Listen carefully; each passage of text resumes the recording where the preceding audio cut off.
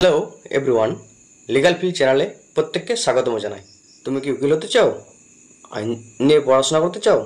তাহলে এই ভিডিওটা তোমার জন্য।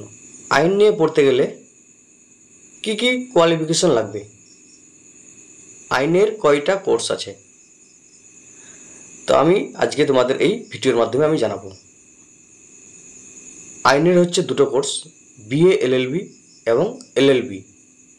বিএ এলএলবি হচ্ছে 5 ইয়ার্সের কোর্স, এলএলবি হচ্ছে 3 ইয়ার্সের কোর্স। তো বিএ এলএলবি ভর্তি হতে গেলে কি কি যোগ্যতা লাগবে, প্রথমেই আপনাদের জানিয়ে রাখি, যে কোনো স্কুল থেকে উচ্চ মাধ্যমিক পাস করার পর 50% ন্যূনতম নাম্বার নিয়ে পাস করতে হবে। এসটি এসসিদের জন্য 45% নাম্বার হলেই হবে। তারপর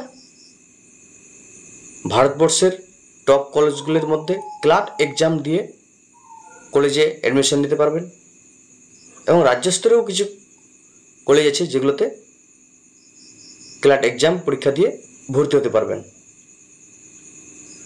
আচ্ছা, এলএলবি কোর্সটা কি? এলএলবি কোর্স হচ্ছে 3 ইয়ার্সের কোর্স।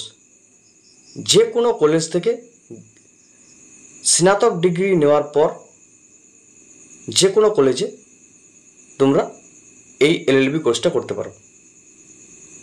এই কোর্সের ভবিষ্যৎ কি? প্রথমে তুমি একজন উকিল হবা, কর্পোরেট লয়ার হবা, জাজ হতে পারবা। এই আইন বিষয়ে যদি আরও জানতে চাও,